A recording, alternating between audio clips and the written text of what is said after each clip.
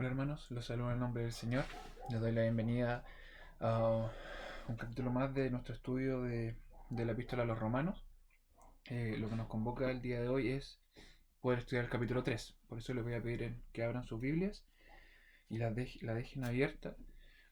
En el capítulo 3 de Romanos le voy a dar lectura. Dice así la palabra del Señor. ¿Qué pues tiene más el judío o qué aprovecha la circuncisión? Mucho en todas maneras. Lo primero, ciertamente, que la palabra de Dios les ha sido confiada. Pues qué si algunos de ellos han sido incrédulos, la incredulidad de ellos habrá hecho vana la verdad de Dios? De ninguna manera. Antes bien, sea Dios verdadero, mas todo hombre mentiroso, como está escrito, para que seas justificado en tus dichos y venzas cuando de ti se juzgare. Y si nuestra iniquidad encarece la justicia de Dios, ¿qué diremos? ¿Será injusto Dios que da castigo? Hablo como hombre. En ninguna manera. De otra suerte, ¿cómo juzgaría Dios el mundo?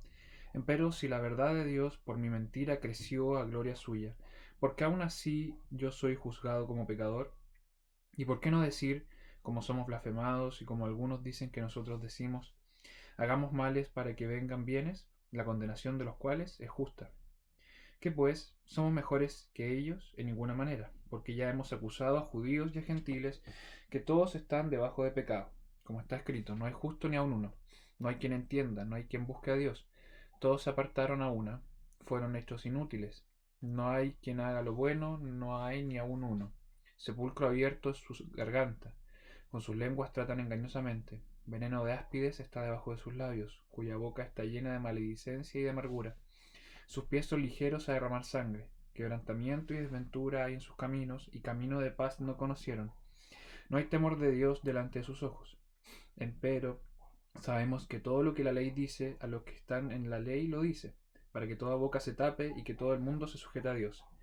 Porque por las obras de la ley ninguna carne se justificará delante de él, porque por la ley es el conocimiento de pecado. Mas ahora, sin la ley, la justicia de Dios se ha manifestado, testificada por la ley y por los profetas, la justicia de Dios por la fe de Jesucristo para todos los que creen en Él, porque no hay diferencia, por cuanto todos pecaron y están destituidos de la gloria de Dios, siendo justificados gratuitamente por su gracia, por la redención que es en Cristo Jesús, al cual Dios ha propuesto en propiciación por la fe en su sangre, para manifestación de su justicia, atento a haber pasado por alto en su paciencia los pecados pasados, con la mira de manifestar su justicia en este tiempo, para que Él sea el justo y el que justifica al que es de la fe de Jesús. ¿Dónde pues está la jactancia? Es excluida. ¿Por cuál ley? ¿De las obras? No, mas por la ley de la fe. Así que concluimos ser el hombre justificado por fe sin las obras de la ley. ¿Es Dios solamente Dios de los judíos? ¿No es también Dios de los gentiles? Cierto, también de los gentiles. Porque uno es Dios, el cual justificará por la fe la circuncisión y por medio de la fe la incircuncisión. Luego deshacemos la ley por la fe en ninguna manera. Antes establecemos la ley. Que el Señor bendiga su santa palabra. Capítulo 3 de Romanos. Como ya hemos dicho anteriormente, en ocasiones anteriores, la división de capítulos se ha establecido por un orden, pero las cartas o los libros originalmente, salvo el libro de los Salmos, no tenía capítulos. ¿Ya? Entonces es necesario siempre recapitular el capítulo anterior cuando uno está analizando la mayoría de los capítulos. Los comienzos de los capítulos continúan la idea del anterior.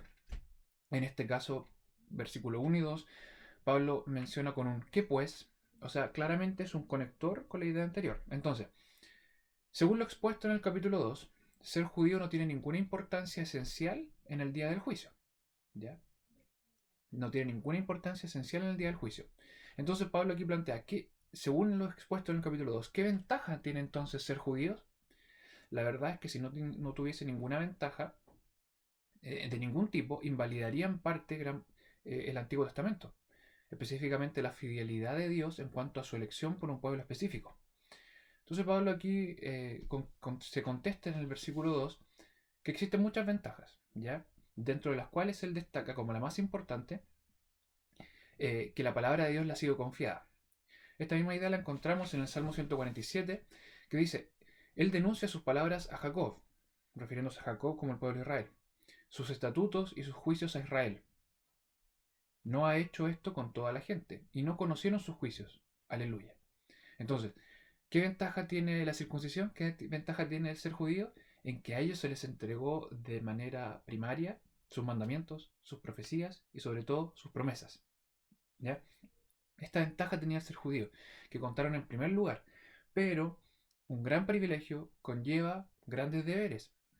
El Señor les dijo, el Señor Jesús, en Lucas 12, porque a cualquiera que fue dado mucho, mucho será vuelto a demandar de él, y al que encomendaron mucho, más le será pedido.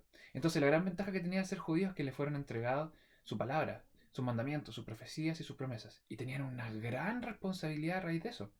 La pregunta es, ¿habrá sido Israel fiel a lo que le había sido encomendado? La, la encomienda que se le daba a Israel de haber tenido en primer lugar sus mandamientos, profecías y promesas es que fuesen luz de las naciones, ¿ya? Luz de las naciones, luz de las gentes. La pregunta es, ¿habrán sido fieles a eso? ¿Ese gran privilegio que tenían se habrá transformado en el cumplimiento de un deber?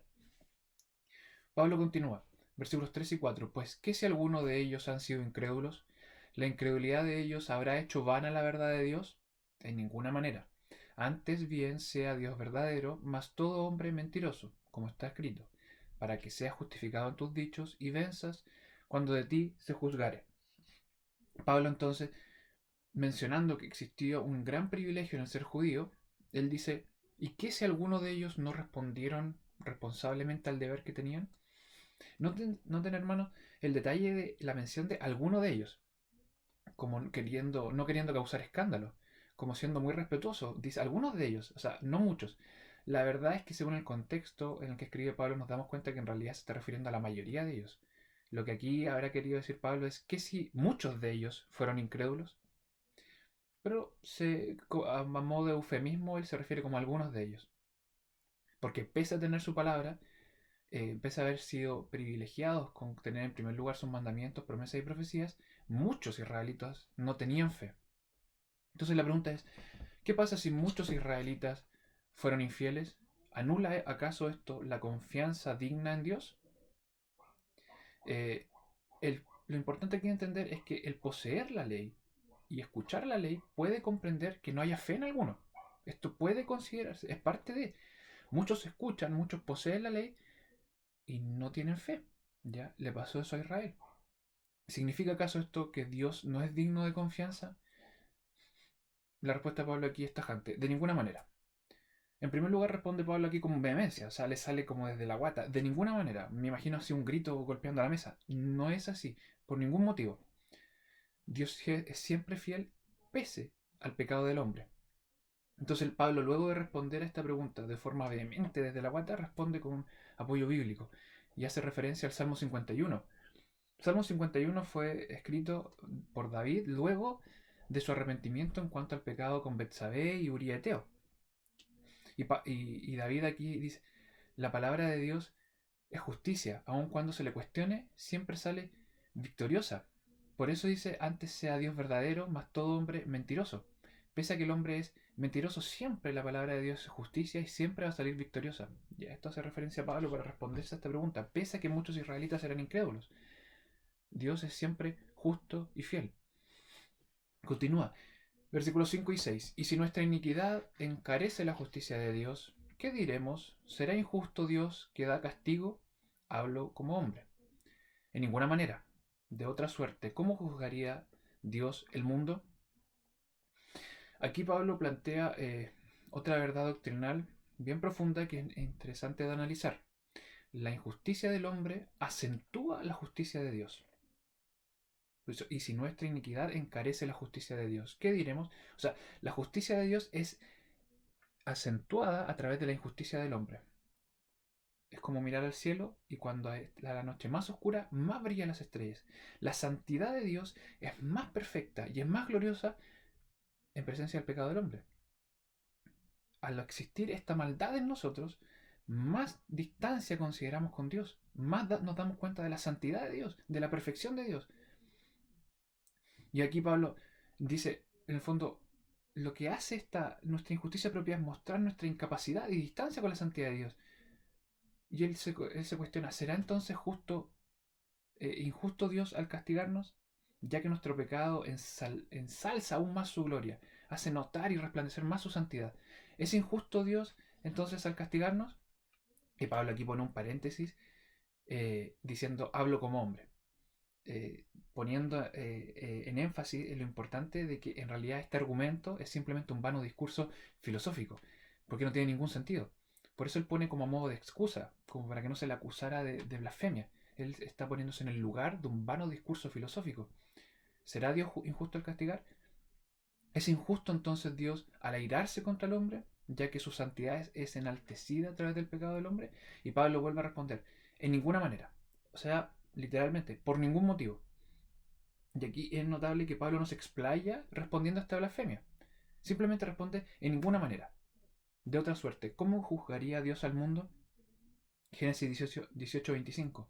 El juez de toda la tierra no ha de hacer lo que es justo. Entonces Pablo simplemente responde con la idea, ¿cómo Dios va a juzgar al mundo si fuese injusto? Y termina su argumentación a esta blasfemia. Continúa, empero si la verdad de Dios por mi mentira creció a gloria suya, ¿por qué aún así yo soy juzgado como pecador? ¿Y por qué no decir, como somos blasfemados y como algunos dicen que nosotros decimos, hagamos males para que vengan bienes? La condenación de los cuales es justa. Pablo continúa entonces a modo de eco con lo dicho en los versículos 5 y 6, ¿ya? La misma idea en la que se le ponía vanos discursos de muchos hombres que atacaban el Evangelio, atacaban a la justicia de Dios debido a nuestro pecado, si realmente Dios es justo, que cambian iniquidad, solamente el versículo 5 y 6 cambió aquí iniquidad por mentira, pero es básicamente un eco de los versículos 5 y 6. En los versículos 5 y 6 el centro estaba en el ataque contra la justicia de Dios, ¿ya? Pero aquí el ataque va más allá. El centro de este ataque está en la salvación solo por gracia. Romanos 6:1 dice, pues ¿qué diremos? ¿Perseveraremos en pecado para que la gracia crezca? En ninguna manera. Porque los que somos muertos al pecado, ¿cómo viviremos aún en él? Pablo en el capítulo 6 se explaya mayormente con la salvación solo por gracia y la consecuencia de la regeneración del hombre en obras, ¿ya? Pero dice, ¿y por qué no decir, como somos blasfemados? Muchos decían que Pablo predicaba ese evangelio de la libertad, de una falsa libertad, donde finalmente como somos salvos solo por gracia y las obras eran innecesarias, podíamos ser libres de seguir pecando. Y Pablo le responde aquí en el versículo 8, la condenación de los cuales es justa. La condenación de los cuales es justa. Esa filosofía sofista de base griega que blasfemaban contra el evangelio, Pablo les dice, la condenación de ellos es justa por su blasfemia. ¿Por qué? Porque esta idea de que podemos perseverar en pecado y que la gloria de Dios es aún más enaltecida debido a nuestro pecado, es simplemente un razonamiento humano, porque ignora el carácter de Cristo, ignora el carácter de la regeneración del Espíritu Santo en nuestros corazones, y ignora el carácter de lo que significa el nuevo nacimiento, la nueva criatura, y la crucifixión del hombre viejo. Por eso esta línea argumentativa de hacer males, de pecar para que Dios sea aún más enaltecido es simplemente filosofía humana. Y Pablo dice, de los cuales la condenación es justa. Entonces, continúa el versículo 9. Entonces, ¿qué pues? ¿Somos mejores que aquellos? En ninguna manera, porque ya hemos acusado a judíos y a gentiles, que todos están debajo de pecado. Finalizando entonces ya la línea argumentativa del capítulo 2. En consecuencia, por eso dice, ¿qué pues? Eh, ahora comienza ya con la idea de no hay justo ni aun uno, hasta el versículo 20. ¿Qué pues entonces? ¿Somos mejores nosotros los cristianos que el resto de los pecados de las personas? En el caso de los judíos por lo menos tenían ventajas históricas, pero nunca en cuanto al juicio. Entonces, como cristianos, ¿somos mejores que el resto de las personas? Por ningún motivo, por ningún motivo. Y aquí concluye ya la idea del capítulo 2, pero también del capítulo 1. Porque en el capítulo 1 se explayó en la idea de que todos los gentiles están bajo pecado. Y en el capítulo 2 desarrolla la idea de que los judíos igualmente están bajo pecado. No somos mejores entonces, porque todos estamos bajo de pecado. Como está escrito, no hay justo ni aun uno, no hay quien entienda, no hay quien busque a Dios. Todos se apartaron, a una fueron hechos inútiles. No hay quien haga lo bueno, no hay ni aún uno. Pablo entonces continúa su discurso haciendo énfasis en la universalidad del pecado, porque las palabras como no hay nadie, ninguno, ni siquiera uno, no existe ni siquiera una excepción. Toda su línea de argumentos llega a un clímax donde finalmente él lo resume en esto. No existe excepción a la universalidad del pecado. Todos estamos bajo pecado.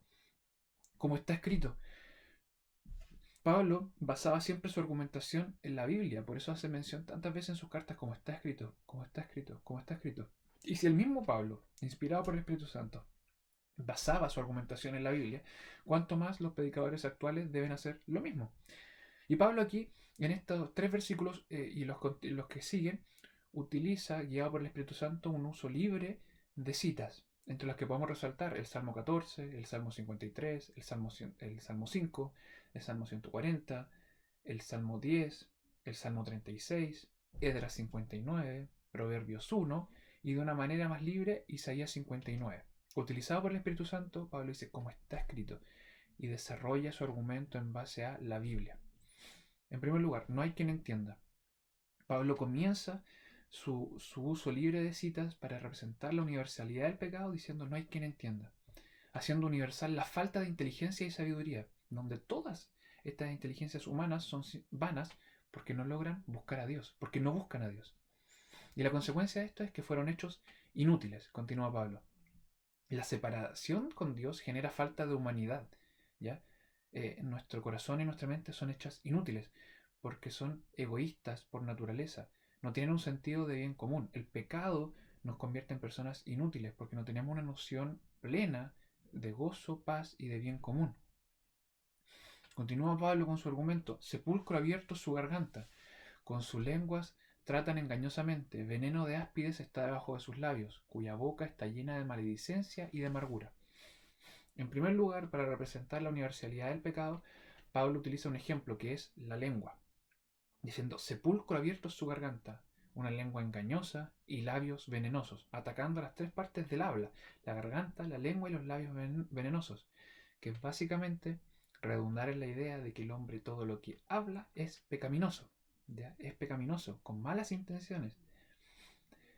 Y continúa Pablo con su idea de universalidad del pecado, esta verdad bíblica de la universalidad del pecado, ya avanzando del habla, pero yéndose más al fondo. Recuerden lo que dice la palabra del Señor: de la abundancia del corazón habla la boca. Y por eso Pablo dice que el pecado, los pecadores, estamos llenos de amargura y maldiciones. ¿Ya? De amargura y maldiciones. Si nuestra lengua es tan engañosa y nuestros labios venenosos, es porque estamos llenos de amargura y de maldiciones. Los siguientes 4 versículos Pablo avanza ya del habla a la acción, ¿ya? Atacando la universalidad del pecado, ejemplificando el pecado. Pablo continúa así: sus pies son ligeros a derramar sangre, quebrantamiento y desventura hay en sus caminos, y camino de paz no conocieron. No hay temor de Dios delante de sus ojos. Pablo aquí pasa de lo pecaminoso que es el hombre en cuanto a su hablar y en cuanto a su corazón. Pero aquí va más allá, dice, no solamente están llenos de amargura y sus labios son venenosos, sino que su acción es de constante quebrantamiento y desventura, donde finalmente la acción del hombre, la constante, no es la paz, sino que es la guerra, es la maldición entre hombres, es la agresividad.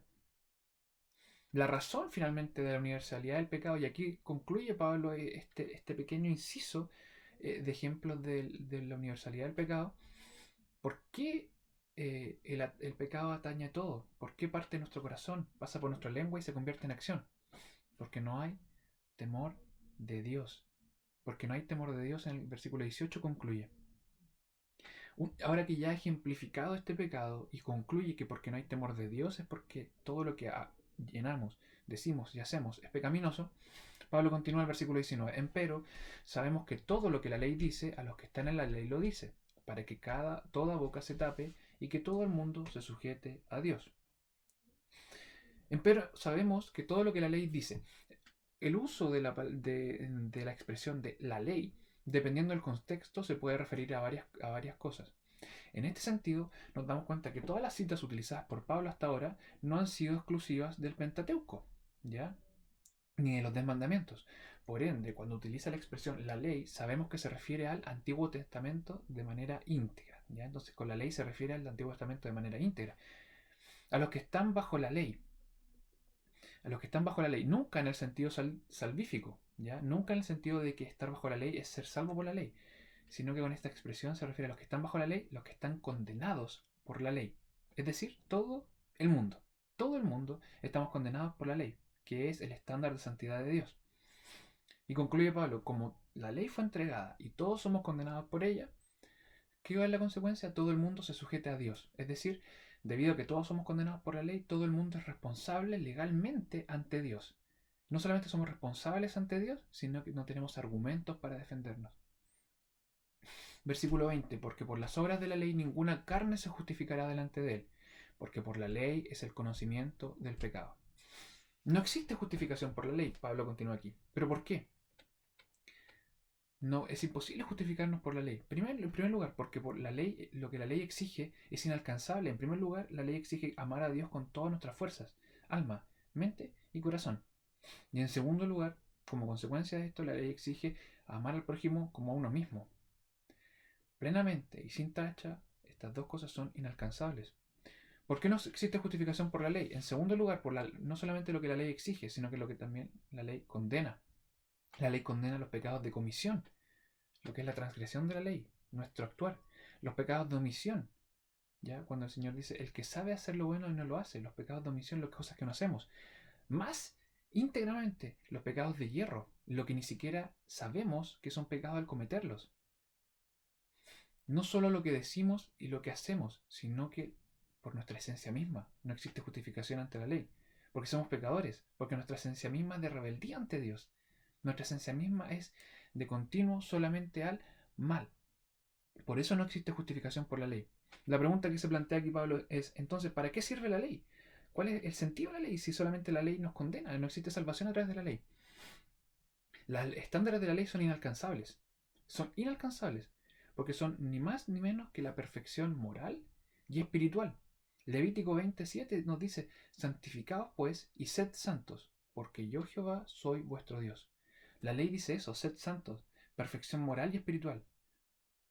Es inalcanzable, es inalcanzable. Entonces la ley, ¿para qué sirve? Como un espejo que demuestra nuestra incapacidad. Porque el estándar de santidad de Dios para nuestras vidas es tan alto que al mirarlo lo único que nos queda es reconocer que no somos nada. Pablo continúa. Más ahora, sin la ley, la justicia de Dios se ha manifestado, testificada por la ley y por los profetas. El hombre entonces se encuentra en una condición terrible, terrible, porque no hay justificación a través de la ley. El hombre se encuentra universalmente condenado. Y el estándar de santidad de Dios solo reafirma su condición. Y en esta condición terrible, sin esperanza, Pablo establece aquí un pero. Más ahora, Dios es el juez, pero también es el que provee la justicia. Por su inmenso amor y por su infinita misericordia, no solamente es el juez, sino que también Él provee la justicia. Por eso dice, la justicia de Dios se ha manifestado. Porque no solamente es el juez el que nos juzga, sino el que nos provee de justicia. ¿Ya? Si en la ley, o sea, fuera de la ley provee su justicia. Pablo lo va a desarrollar en los siguientes versículos. ¿Cuál es esta justicia de Dios revelada fuera de la ley? En el capítulo 5 lo desarrolla el versículo 6 al 8, porque Cristo, cuando aún éramos flacos, a su tiempo murió por los impíos. Ciertamente apenas muere alguno por un justo. Con todo podrá ser que alguno osara morir por el bueno. Mas Dios encarece su caridad para con nosotros, porque siendo aún pecadores, Cristo murió por nosotros. Y esta es la justicia de Dios revelada. Esta es la justificación que el Señor nos imputa. Que pese a ser juez, también es el que infunde en nosotros justicia a través de Cristo. La pregunta es, ¿está Pablo presentando una doctrina nueva en estos versículos? ¿Está cambiando la salvación de obras a un nuevo medio? Que muchos creen eso. Y Pablo aquí, sabiendo que se le podía acusar de infundir una doctrina nueva, cambiando la salvación por ley por una salvación por fe, en Cristo dice que esto fue testificado, esta justicia de Dios manifestada fue testificada por la ley y por los profetas. No es una idea nueva, es una salvación desde la caída del hombre hasta el fin de los tiempos, solo por fe. Pablo ya había citado a Habacuc. Pablo ya tenía citas de Habacuc. Entonces cuando dice testificada por la ley de los profetas se refiere a Habacuc, pero también se refiere a otros versículos, a varios salmos, pero también lo que avanza más adelante, que es en la idea de la salvación de Abraham en Génesis 15. Él tiene en mente de que la salvación solo por fe ya se encontraba citada, relatada por los profetas y por la ley. Cuando, por ejemplo, cuando Abraham, creyendo con fe, y esto le fue imputado por justicia, ¿ya? Es decir, la salvación por fe ya era demostrada en el Antiguo Testamento, ya existía, ha sido siempre desde la caída del hombre. Continúa Pablo: la justicia de Dios por la fe de Jesucristo para todos los que creen en Él, porque no hay diferencia, por cuanto todos pecaron y están destituidos de la gloria de Dios. Continúa Pablo entonces con esta doctrina fundamental de nuestra creencia cristiana, que es la justificación por fe, la justicia de Dios imputada en nosotros solo por fe. Pablo ya había mencionado esto en el capítulo 1, cuando decía: la justicia de Dios se descubre de fe en fe. En el capítulo 1, la justicia de Dios se descubre de fe en fe. Pero ahora Pablo, en estos versículos, ya señala el objeto de esta fe que salva, esta fe que descubre la justicia de Dios, tiene un objeto. Y esta es fe en Jesucristo. ¿Para quiénes? Para todos los que creen en Él. Textualmente, para los que tienen fe. Para los que ponen en acción su fe. ¿Por qué para todos estos que creen? Porque todos somos pecadores, ya sea por comisión, por omisión, por hierro y simplemente por esencia. Somos todos pecadores y estamos destituidos de la gloria de Dios. Textualmente, destituidos de la gloria de Dios. ¿Qué significa? Que como todos somos pecadores, somos deficientes. Textualmente, destituidos de la gloria de Dios, somos deficientes. Nos falta, no alcanzamos la gloria de Dios. En tiempo presente no estamos alcanzando la gloria de Dios. Somos deficientes en pecado. No tenemos el potencial para alcanzar la gloria de Dios, ¿ya? Esto significa que estamos destituidos, no solamente en tiempo futuro, en la condenación eterna, sino que actualmente somos deficientes, no alcanzamos la gloria de Dios. Nos falta, debido a nuestra naturaleza pecaminosa. 24 y 25, la primera parte. Siendo justificados gratuitamente por su gracia, por la redención que es en Cristo Jesús, al cual Dios ha propuesto en propiciación por la fe en su sangre. En estos dos versículos es interesante que nos podamos detener un poquito porque representan un inciso, un resumen sumamente importante de lo que es la doctrina de la justificación por la fe. Vamos entonces por parte en este versículo y medio, 24 y 25, la parte A. En primer lugar, siendo justificados, es decir, declarados justos. En cuanto a la justificación, esto pasa por un tema de imputación. Hay una culpa, hay una carga que se nos imputa justamente a nosotros, porque nosotros somos pecadores. Pero somos declarados justos. Somos declarados justos. Se nos imputa justicia. ¿Por qué? Porque la carga del pecado se le pasa a la cuenta de Cristo.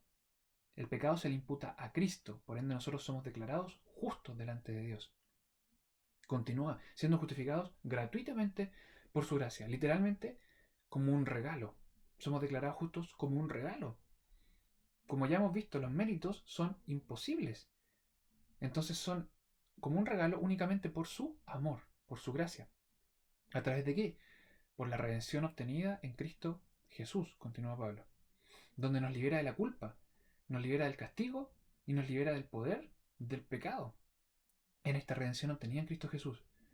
Redención exclusivamente se refiere en estos versículos al pago de un rescate. O sea, por la sangre de Cristo obtuvo el rescate. Ese pago por su sangre preciosa pagó nuestro rescate, nos rescató de la culpa, del castigo y del poder del pecado, al cual Dios ha propuesto, continúa en este argumento, en estos dos versículos Pablo, al cual Dios ha propuesto, ya que hace referencia al eterno consejo de la Trinidad, porque Dios no se sorprende, porque Dios ya en el eterno concilio trino había determinado en el pacto de redención que debía haber un Salvador, y donde fue Cristo designado, por amor, que iba a ser el medio para la salvación. Y concluye Pablo en este pequeño inciso argumentativo: por el derramamiento en su sangre, un sacrificio que aplaca la ira, o sea, en propiciación, ¿ya? Que aplaca la ira. Aunque muchos lo nieguen, la ira de Dios está sobre el pecador. Tenemos una carga tremenda porque nuestro pecado en rebeldía a Dios hace que su ira esté sobre nosotros constantemente. Y esta ira debía ser aplacada para que existiera salvación. ¿Ya? Debía ser aplacada. Por ende, el sacrificio de Cristo cargó encima de él toda esta ira, y pagó por nosotros. 25, la segunda parte, y 26, para manifestación de su justicia, atento a haber pasado por alto en su paciencia los pecados pasados, con la mira de manifestar su justicia en este tiempo, para que Él sea el justo y el que justifica al que es de la fe de Jesús. ¿Por qué hizo Dios esto? ¿Por qué Dios determinó en su consejo eterno el sacrificio de Cristo? ¿Por qué existía el pacto de redención donde nuestra salvación era posible? Esta ira iba a ser aplacada, este rescate iba a ser pagado. ¿Por qué lo hizo Dios? Para manifestar su justicia. En el pecado, en el pasado, perdón, los pecados eran pacientemente pasados por alto. ¿Por qué? Por medio de la fe en el Mesías que habría de venir. ¿Ya? En el Mesías que habría de venir. La justicia era imputada en los personajes del Antiguo Testamento por fe, pero por fe en el Mesías que había de venir. Como lo vamos a ver después en el capítulo 4, la justicia que fue imputada sobre Abraham fue por su fe, ¿ya? Pero Dios gratuitamente, como un don, se lo dio. ¿Y dónde iban a ser pagados esos pecados? En el Mesías que había de venir. El Mesías que había de venir. Entonces, él pasaba por alto, pasado por alto como una expresión simplemente casi poética, metafórica, donde en realidad no los pasaba por alto, sino lo que hacía él era pacientemente guardar esos pecados para pagarlos en el sacrificio de Cristo que había de venir. Dios es justo y el que justifica. Lo que les decía yo delante, Dios no solamente es el juez, sino el versículo 26 dice, no solamente Él es el justo, el juez, sino que es el que justifica. Dios, con su doble papel en la salvación. Los méritos del sacrificio de Cristo se extienden tanto al pasado como al futuro. Siempre a todo el que tiene fe en Cristo, ya sea en el Mesías que había de venir, en la dispensación del Antiguo Testamento, o en el Mesías que ya vino, que toma el tiempo que estamos nosotros. Siempre ha sido por fe en el Mesías. Siempre la salvación solamente ha sido por fe. Pablo entonces ya a modo de conclusión de todo este argumento dice, ¿dónde pues está la jactancia? Ya que hemos desarrollado la idea de la ley y cómo prepondera la fe, ¿dónde está la jactancia? Es excluida. ¿Por cuál ley? ¿De las obras? No, más por la ley de la fe. Pablo entonces ya va a modo, mirando hacia atrás, todo su argumento propuesto, toda esta discusión establecida, toda esta carga argumentativa donde nos presenta la doctrina de la justificación de la fe, dice, ¿es posible jactarse entonces de ser salvo? En los primeros dos capítulos, Pablo desarrolla de que tanto judíos como gentiles están bajo el juicio, donde inclusive la circuncisión, el ser judío, no excluía el juicio. Todos somos pecadores, condenados y bajo la ira de Dios. Entonces, ¿es posible jactarse de ser salvo? Pablo dice, no, queda excluida. ¿A través de la ley de las obras? No, porque la ley de las obras lo que se hace es condenarnos y denotar nuestra condición deficiente. Nos hace caer de rodillas. Aleja toda jactancia la ley de las obras, porque nos hace entender que estamos tan lejos de los parámetros de Dios. Todo lo contrario a la jactancia. Por otro lado, ¿por cuál es el sello definitivo para alejar toda jactancia? La ley de la fe. Porque la fe en Cristo nos lleva de rodillas, con humildad. Nos hace caer de rodillas con humildad, donde no solamente no nos podemos jactar de nada, todo lo contrario. Mirar al suelo y tal publicano decirle, Señor, sé propicio a mí, pecador, porque no tengo nada. Así que, versículo 28, concluimos, ser el hombre justificado por fe sin las obras de la ley. A modo de conclusión a la tesis que ha planteado Pablo durante todo este capítulo, contrapone las obras de la ley con las obras de la fe y concluye que la justificación, la única justificación posible es a través de la fe, sin las obras de la ley. La pregunta es, ¿elimina esto la existencia de obras como resultado de la regeneración? ¿Elimina la preponderancia de la fe para salvación la existencia de obras como resultado de la regeneración? Pablo en el capítulo 6 se explaya en este punto. Demuestra un botón, versículo 2 del capítulo 6, porque los que somos muertos al pecado, ¿cómo viviremos aún en él? Y ahí va desarrollando. Consciente Pablo de que algunos lo acusaban de promover una vida licenciosa bajo la idea errada de libertad cristiana, Pablo desarrolla en sus epístolas defensas de este punto. A los Gálatas, por ejemplo, les escribe el fruto de una vida regenerada por el Espíritu Santo, lo que nosotros llamamos el fruto del Espíritu. Y Pablo, luego de esta descripción, les dice a los Gálatas, porque los que son de Cristo han crucificado la carne con los afectos y concupiscencias. Si vivimos en el Espíritu, andemos también en el Espíritu. A los Efesios les escribe, porque somos hechura suya, criados en Cristo Jesús para buenas obras, las cuales Dios preparó para que anduviésemos en ellas. Entonces, el hombre es justificado por la fe sin las obras de la ley, pero las obras de la ley son consecuencia de un corazón regenerado. Capítulo 6 vamos a poder estudiar más eso. ¿Es Dios solamente, continúa el versículo 29 y 30, ¿es Dios solamente Dios de los judíos? ¿No es también Dios de los gentiles? Cierto, también de los gentiles. Porque uno es Dios, el cual justificará por la fe la circuncisión y por medio de esta misma fe la incircuncisión. En estos dos versículos Pablo responde a tres grupos importantes, tres grupos sumamente vigentes en ese momento, cuando ya estaba Cristo, antes de Cristo, durante la fundación de la iglesia ya con Pablo y los apóstoles, inclusive 2000 años después en nuestros tiempos. ¿A quiénes responde Pablo? En primer lugar a los judaizantes, a los que creían que era necesaria la ley para salvación. Pablo les dice, si la ley fuese necesaria, la circuncisión fuese necesaria, solo existiría el Dios de los judíos, cosa que no es así. En segundo lugar, le responde a los universalistas, los que creen que finalmente todos van a ser salvos porque Dios es solo amor. Y le responde, existe un solo Dios y su justificación solo se obtiene por fe en Cristo Jesús. ¿Ya? Su salvación solo se obtiene por fe en Cristo Jesús. Y también le responde a los dualistas, los que creen que Dios salva a los judíos de una manera y a los gentiles de otra manera. Y este es el grupo principal al que Pablo en estos dos versículos hace referencia. Pablo le responde a ellos, solo existe un Dios. Por fe salva a los judíos, por fe en Cristo Jesús salva a los judíos y por esa misma fe salva a los gentiles.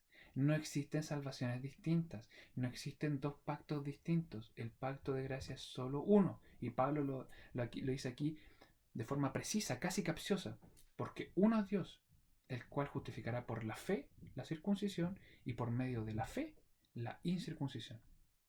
Versículo 31, último versículo de este capítulo. Luego, ¿deshacemos la ley por la fe? En ninguna manera. Antes establecemos la ley. Lo que ya Pablo había introducido levemente en el versículo 28 hace referencia nuevamente en el versículo 31 acá, que como les decía yo en el capítulo 6 lo va a desarrollar de mayor manera. La defensa de que si acaso la salvación por fe invalida la ley. Pablo dice en el fondo, dado que insistimos tanto en la preponderancia de la fe por sobre la ley, ¿acaso la invalidamos? Y esta es la interrogante que deja el versículo 31 y Pablo lo responde de una manera muy escueta que necesita más desarrollo en capítulos posteriores. Pablo dice, no, en ninguna manera. Antes establecemos la ley. La doctrina de la justificación por fe reafirma la ley. No solamente no la deshace, sino que la reafirma. En tres puntos importantes que simplemente lo vamos a dejar aquí planteados y los vamos a desarrollar más adelante. La doctrina de la justificación por la fe reafirma la ley en tres puntos. En primer lugar, lo que ya había desarrollado Pablo, porque por la ley viene el conocimiento de pecado. Para eso sirve la ley, porque la ley es un estándar de santidad de Dios para nuestras vidas. Entonces la ley sirve para darnos conocimiento de pecado, en primer lugar. En segundo lugar, establece la ley, la justificación por la fe. ¿Por qué? Porque Cristo era el Cordero perfecto y sin mancha. Cristo cumplió la ley. Cristo cumplió los estándares de santidad de Dios, porque debía ser un Cordero perfecto y sin mancha. El único que no cometió pecado, se hizo pecado por nosotros. Segunda razón por la cual la justificación por fe establece, reafirma la ley. Y en tercer lugar, y algo más espiritualmente hablando práctico para nosotros, la santificación, el proceso de santificación. Como ya hemos visto en varios versículos de los capítulos anteriores, la ley es el estándar de santidad de Dios para nuestras vidas, que es inalcanzable. Pero que sea inalcanzable no significa que no sea deseable. Porque como dice Pablo, es una carrera invisible que aun cuando sabemos que no vamos a alcanzarlo aquí en la tierra, solamente va a ser alcanzado en el cielo, debemos correr por ella y desearla. La santificación, el estándar de santidad, el conformamiento a la ley, debe ser un deseo de todo cristiano regenerado. Nuestro deseo a conformarnos a los estándares de Dios, que es la ley. De esta manera, Pablo cierra, entre comillas, el capítulo 3. Continuamos entonces la próxima semana con el capítulo 4. Espero ustedes que puedan estudiar este capítulo 3 y también comenzar con la lectura del capítulo 4 para que se puedan llenar de preguntas y la próxima semana poder dar respuesta a ellas. Que el Señor les bendiga.